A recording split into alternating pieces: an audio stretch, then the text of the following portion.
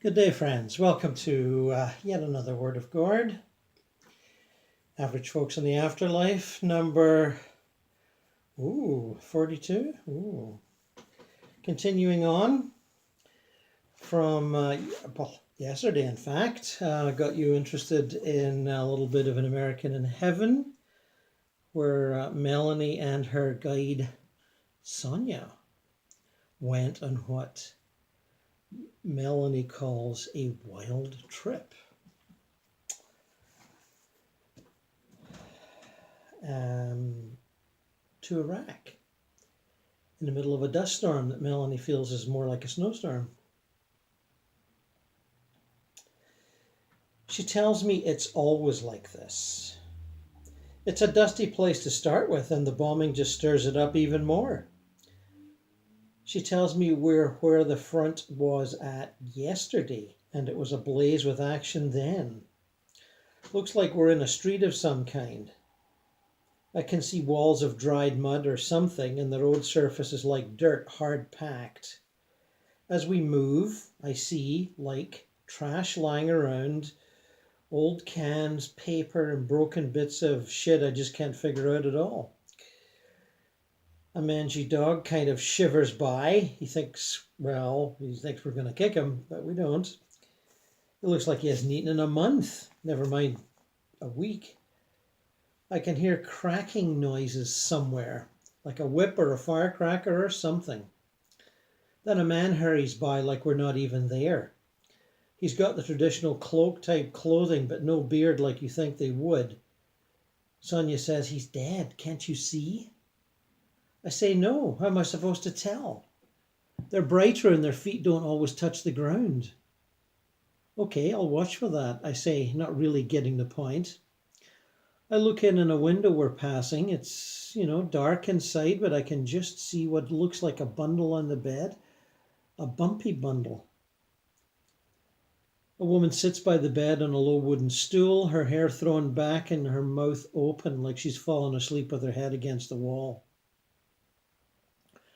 Sonia's beside me in response to my thought. "Yeah, that'll be 2 or 3 kids under the blankets." Soldiers rush by, running and then squatting and then running again, looking up at rooftops and pointing their weapons. One of them hurries back right into us, and I mean into. Peers in the window like he's looking for trouble, mumbles and then rushes off. Sensation of him and me was like me and those others on the sidewalk. Way back when. I felt sort of thick and heavy, like I was made of carpet instead of air like I usually feel. I know that sounds weird, but there's a lot of shit here that you just can't describe. But I can describe how I felt about that woman with her head back. Sadness, pity, love. I just wanted to run in there and grab them all and take them back to heaven with us.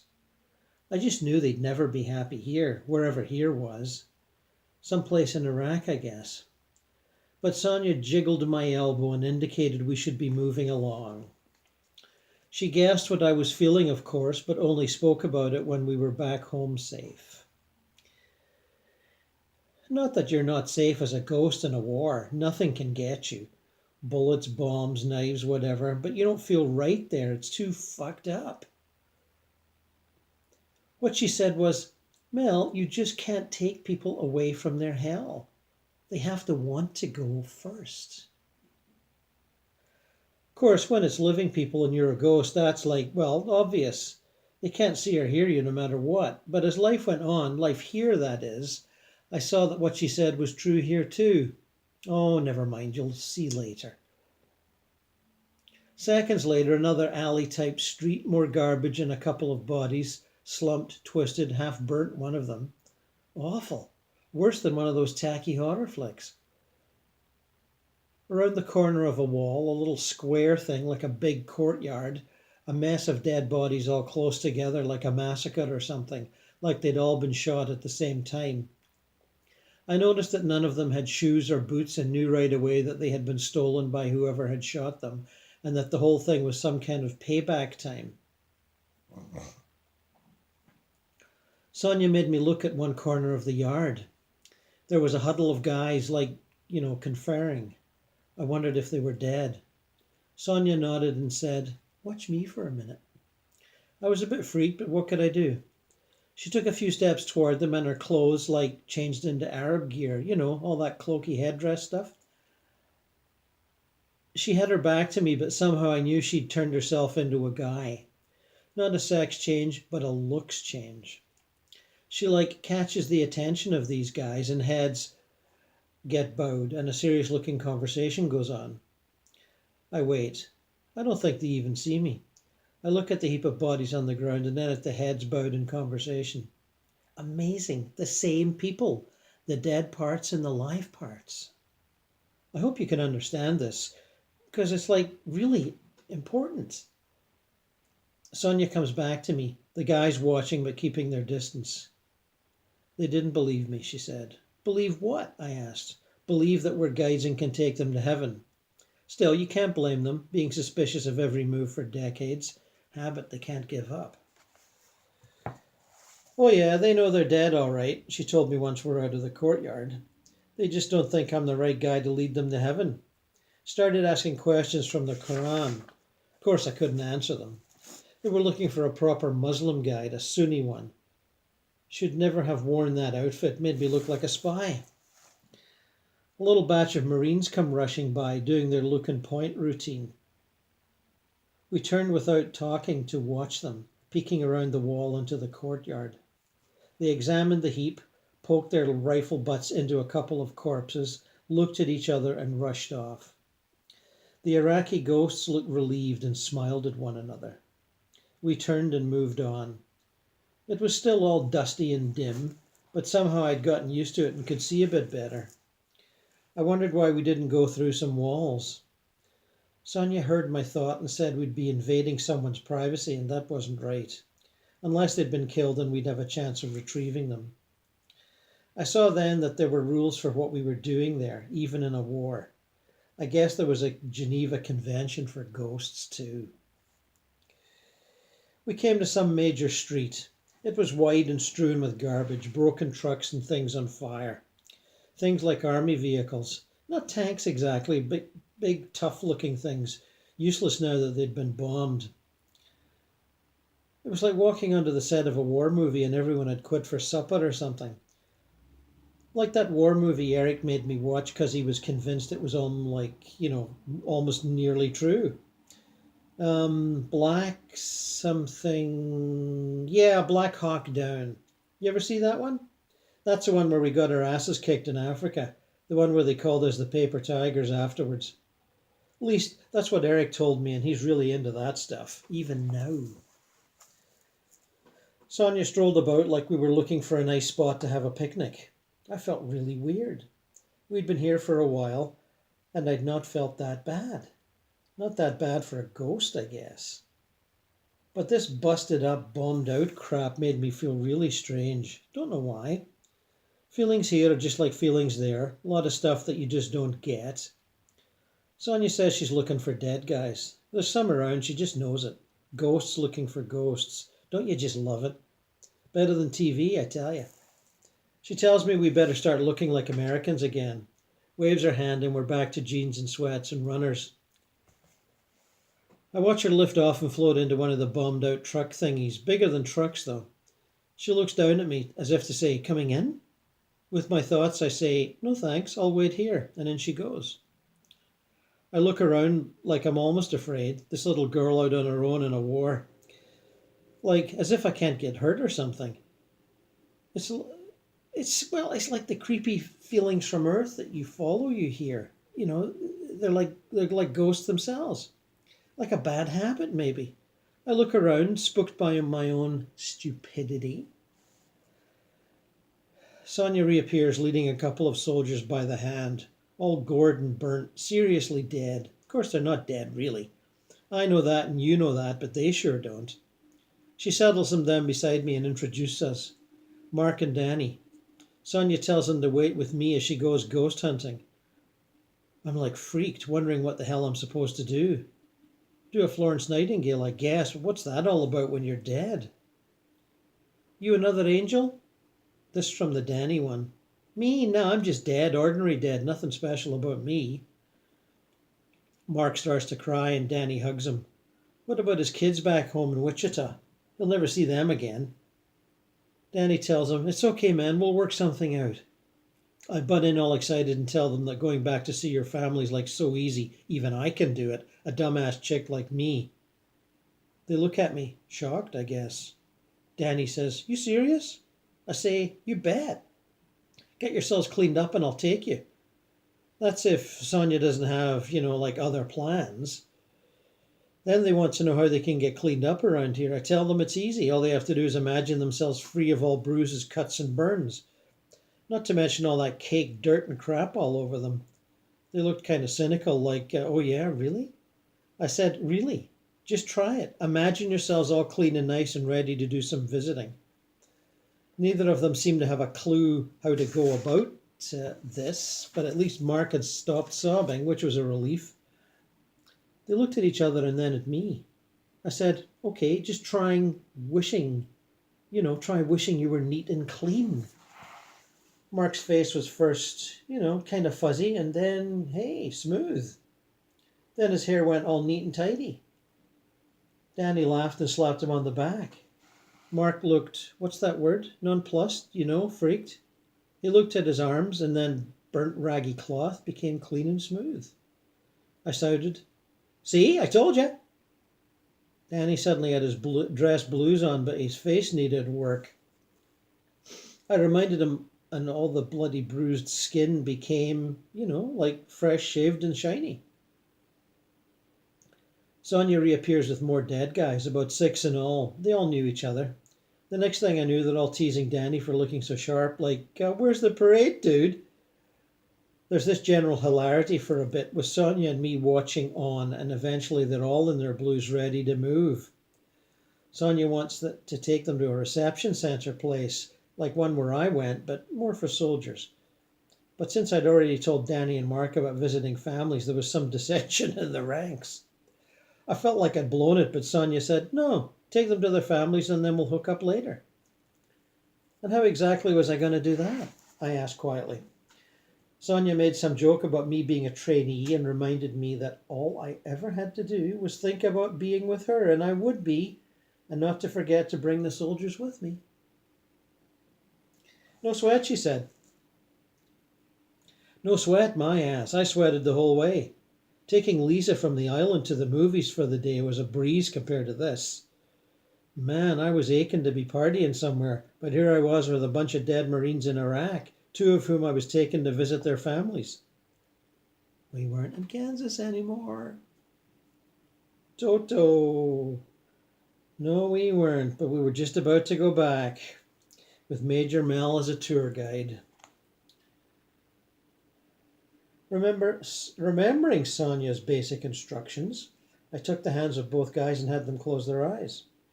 Sonia said it was much more like the standard operating procedure and just to ignore their macho resistance.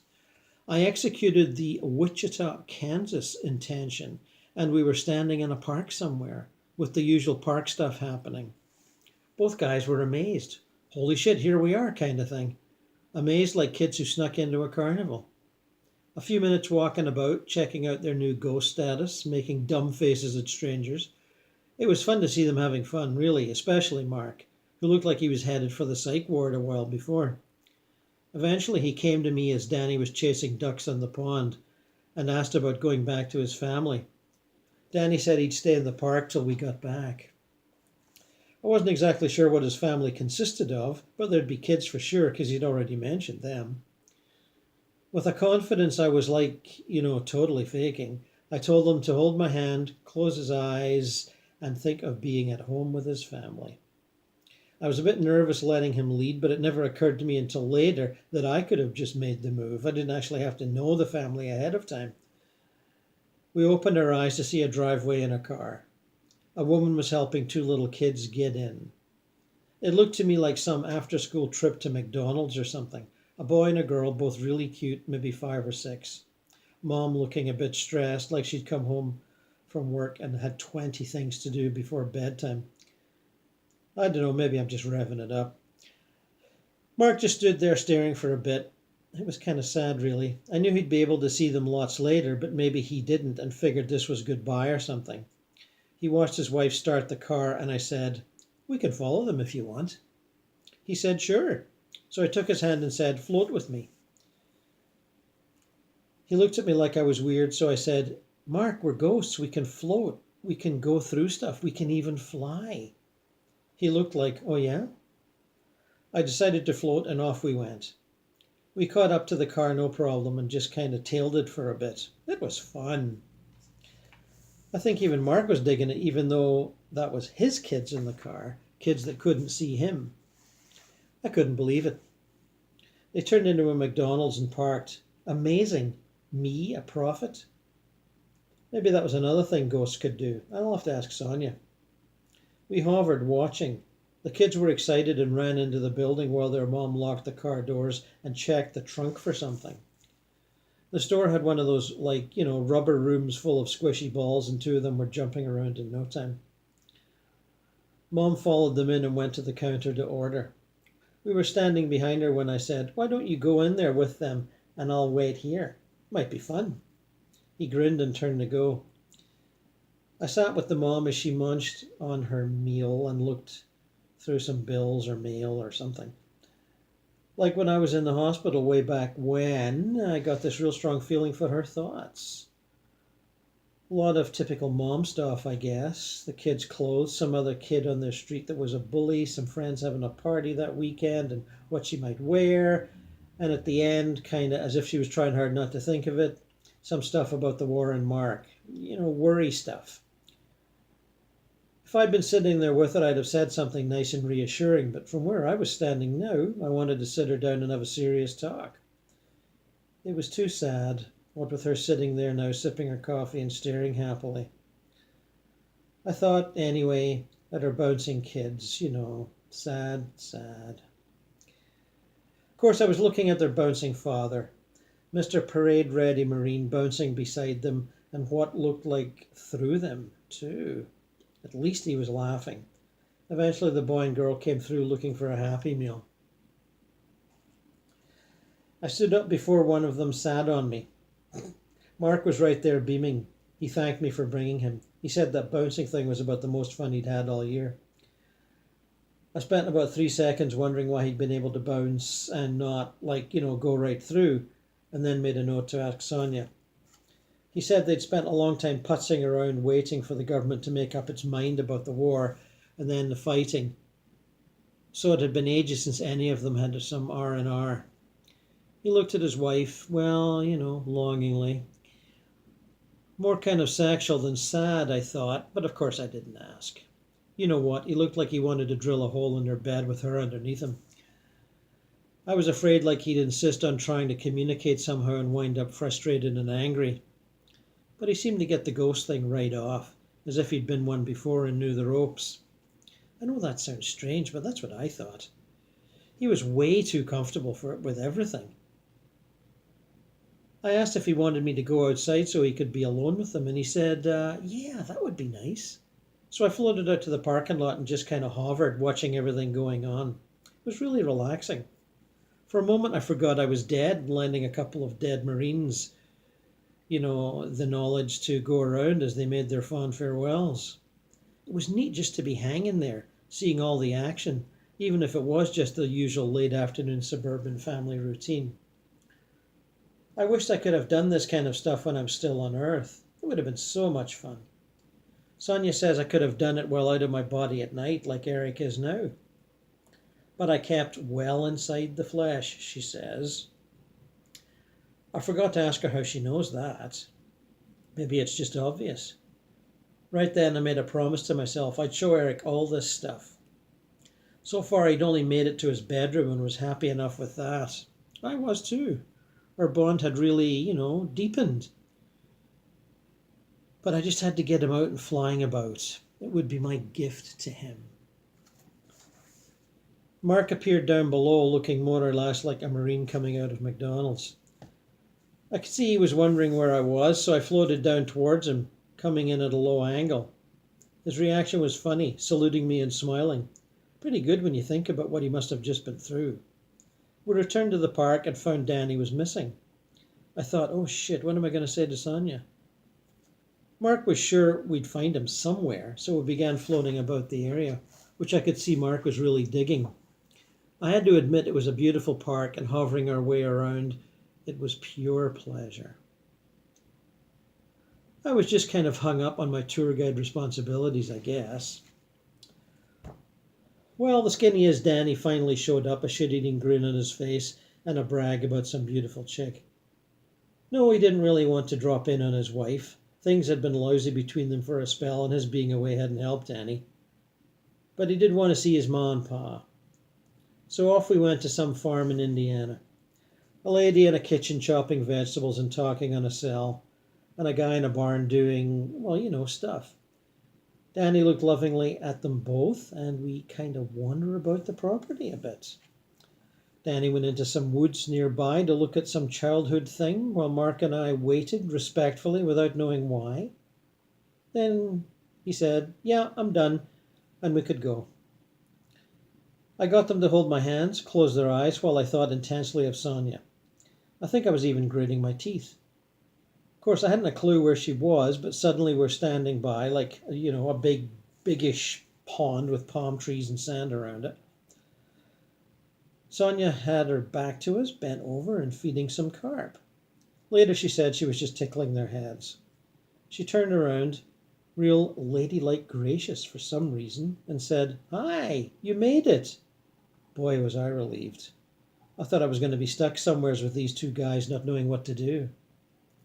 It turned out we were at the edge of some army R&R place, you know, for dead soldiers, but set up to make them really feel like they'd had a weekend off in Thailand or somewhere. Sonia took us to the check-in desk, a kind of cross between a small hotel and an old office building. There was guys they knew there and, you know, officers and God knows what all. Tell you the truth, I was glad to get out of there. I'd had enough for one day.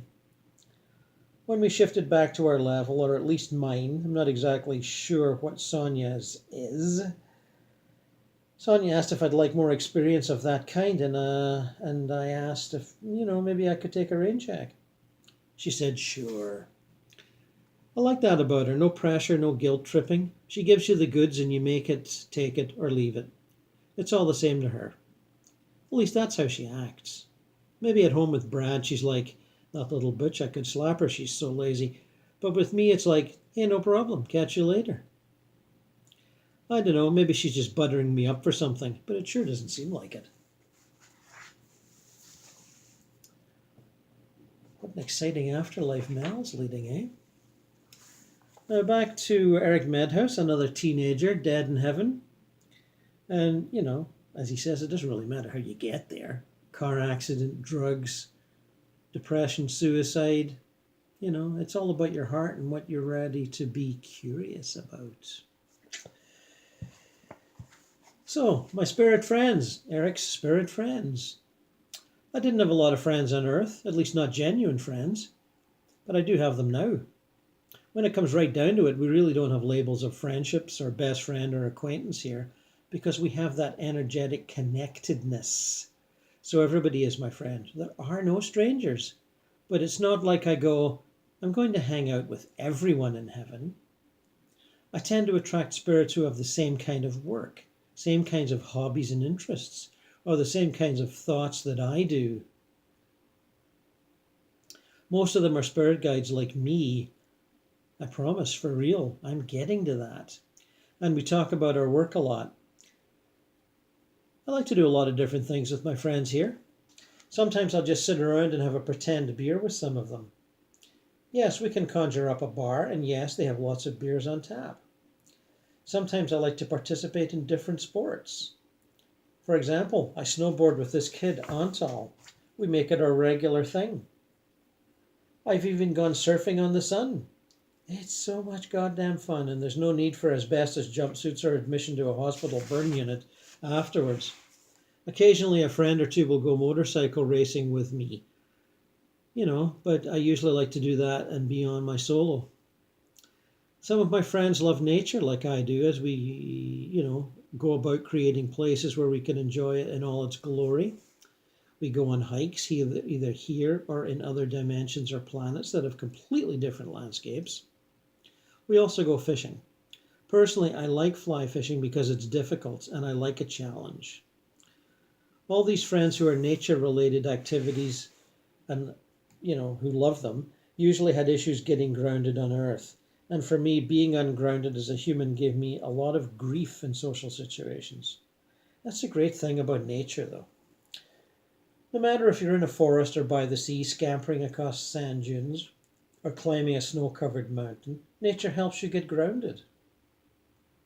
Everybody, go hug a tree, walk barefoot in the grass, look at the night sky. Seriously, nature on Earth is extraordinary, man. Appreciate it.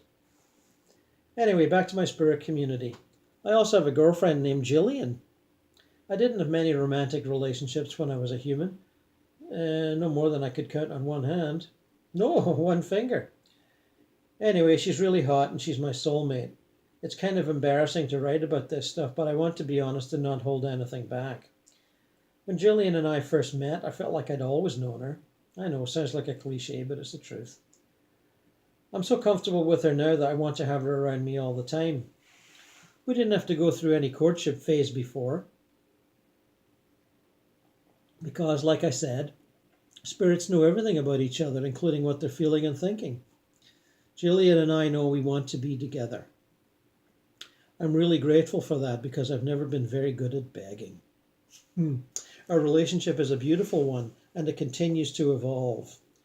All that relationship drama that happens on Earth doesn't really happen here. Eventually we become so comfortable with each other that we wanted to dive deeper and go to the next level. The way we did that was by merging our entire energetic beings. Every bit of me felt every bit of her completely. Total immersion. It was like nothing I'd ever experienced before. I remember the first time Jillian and I had sex. Oh, how could I forget it? Yeah, spirits have sex, but not in the way that it's done on Earth. With sex between spirits, there are no boundaries. During the experience, Jillian and I shared everything. Our thoughts, emotions, all our lives. I felt totally vulnerable, but in a comfortable, safe way, and that takes complete trust. Vulnerability on Earth often implies weakness. In heaven, it's not like it takes strength or anything. It's just a natural, open state of being. When we had sex that first time, Jillian showed me how to look beyond the physical aspects of sex. And by physical, I mean the energetic creation of physical sensations. You can have those same sensations that you have on Earth, but they're more intense. Think high definition sex. There's no resistance. No resistance at all. I'm talking about the resistance you feel when you hold someone's hand. Everything is wired between us. You know how when you have sex and the orgasm runs up a few parts of your body and it feels totally awesome? It's like that for us, but it extends through our entire being, and it's not limited in any way. It travels beyond the energetic body and shines outward, and it doesn't last for only 5 seconds or something like it does on Earth. There's no biological time limit on it. It just keeps expanding and soaring. It's got a complete connection, and it's totally addictive. Jillian's helping people on Earth the way that I do, so we have a common interest. She mostly concentrates on helping parents raise their kids. In one life, she tried to save her little girl who was drowning, but she didn't know how to swim, so they both died. That's why she's doing the work she's doing. She tries to guide parents on Earth to treasure their children and see how truly amazing those little souls are. I'm so proud to know all the spirits I know here and have all the friends I've made and continue to make.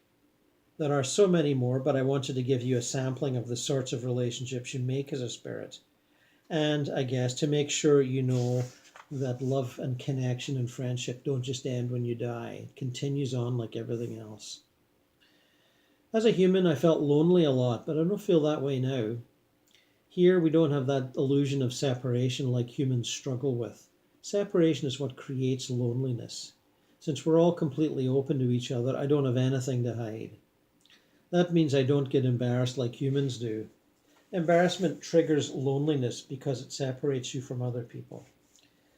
I feel like When I was a person on Earth, my thought patterns went something like this. I don't want to be around people because they'll see who I am or what I did or what I said, and then I'm all embarrassed and I'm ashamed of. Now I'm by myself and I'm hurting. I don't know how to break this cycle. When you get into that place, you eventually start thinking, I really want to be with them, but they don't want to be with me. No wonder I'm lonely. Man, it's rough being human. I guess what I'd say to people going through stuff like that is, chances are everyone else is probably feeling the same way or similarly about it. So you should throw caution to the wind and just be honest about how you're feeling and what you need. Sure, you might get hurt and hurt bad, but if you don't try, how will you ever know?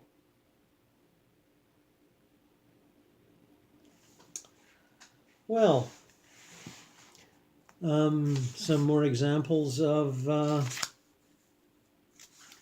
that, and I think, we should continue on a little bit. We've got some time left. There's a little section from Eric called Spiritual Jobs. And before I get into that, I should mention his talk about surfing landscapes on other planets and whatnot. First of all, I'm not sure if he really knows that he's on another planet. He might, not insisting, but moving between the planes in the spirit worlds, it's very vast. It's much vaster than the physical Earth. And there are many different levels and many different landscapes and communities and cultures within those levels. And if a more experienced spirit takes you to places you haven't been, you might think you're on another planet. Now, I'm not disputing the possibility of going to another planet, but I will say two things. Most spirits aren't that adventurous, dead human beings. And a lot of them don't even move beyond the comfort zone on the level that they find themselves on after they pass. They stay with their families, well, not right in the same house maybe, but in the same neighborhood, in the same community. They have a lot of the same habits, not 100%. They might go to the same church. Don't forget, there are many, many religious people on this planet.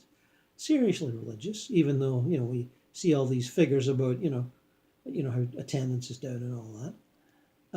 And it is. But there are still millions and millions and millions of seriously religious people.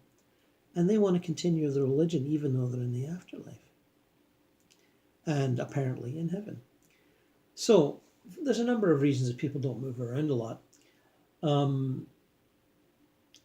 First of all, also you're in paradise for one thing.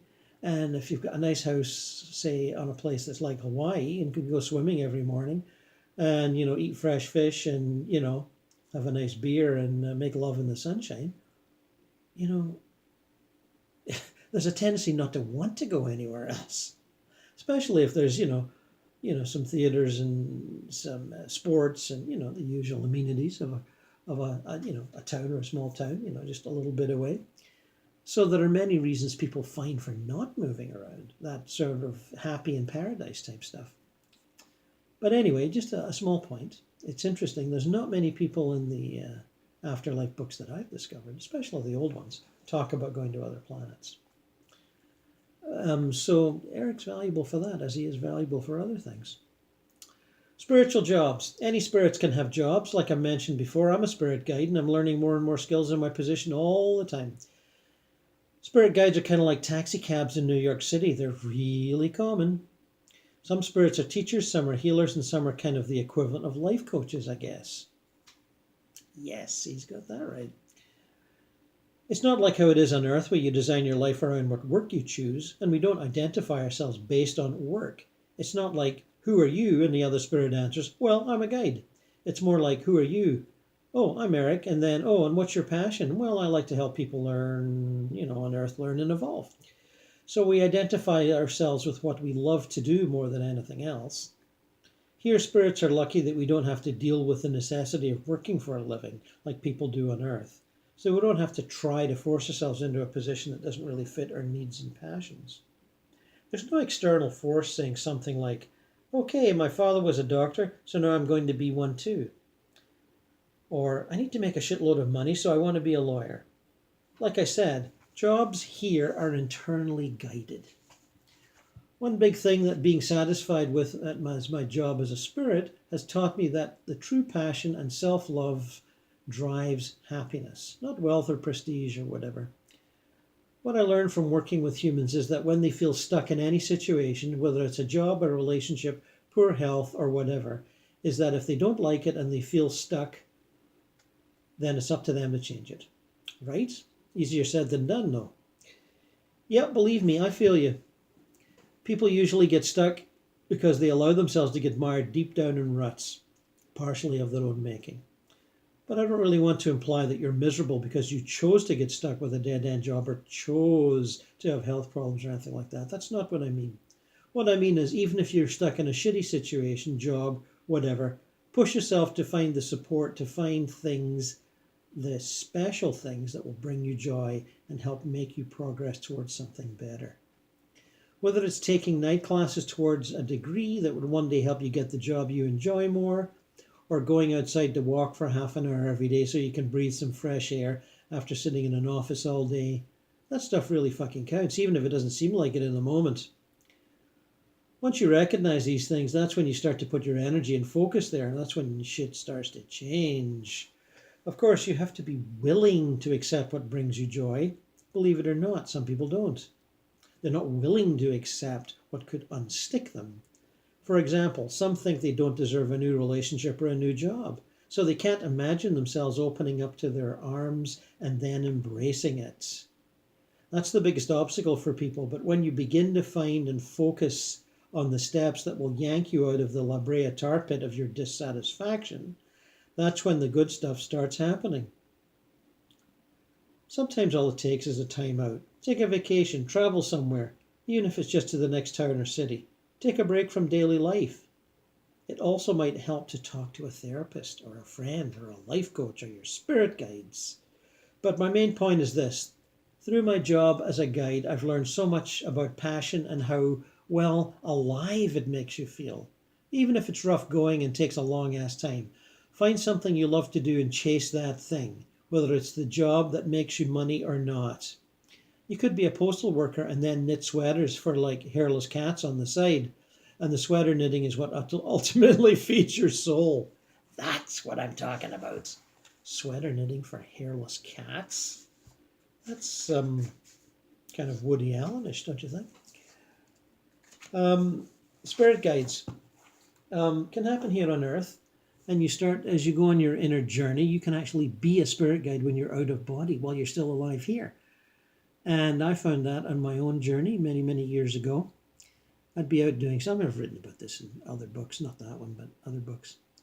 Eternal life and how to enjoy it, more lives, more adventures in eternity, that stuff.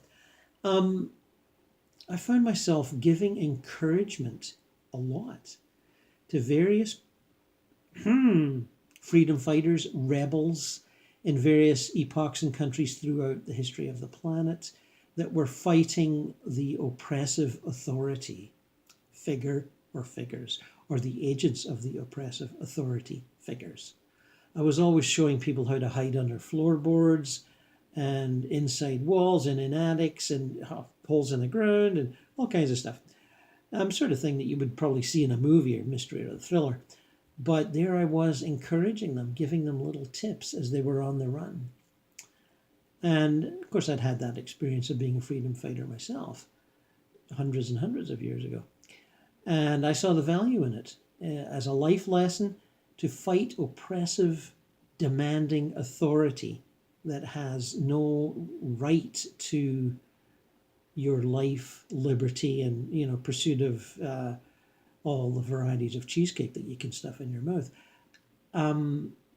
It's important not to bend down to that. And all cultures and all tribes, all religions, they all have to learn that. And sometimes it takes longer for some than others. But that doesn't matter. The important thing is to learn the courage to fight to stand your ground and not be oppressed. And even if you have to die in the process, it still helps. Anyway, so I went through that. So I was a good help I think it was a good help to others doing, kind of whispering in their ear. Here's a tip, there's a tip, do this, do that.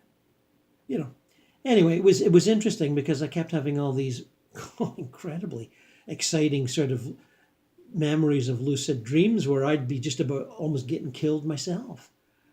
And in all kinds of societies and epochs, I was obviously traveling through time doing this, and meanwhile leading a very sort of average, sort of dull life while I was, between getting up in the morning and going to bed at night. So a small point, you can often discover shit like that, as Eric would say. If you care to, keep a dream journal and notice the correlations between one and another, things like that do come up for grabs if you're willing to, reach out and grab them. Anyway, till next time, my friends, take care.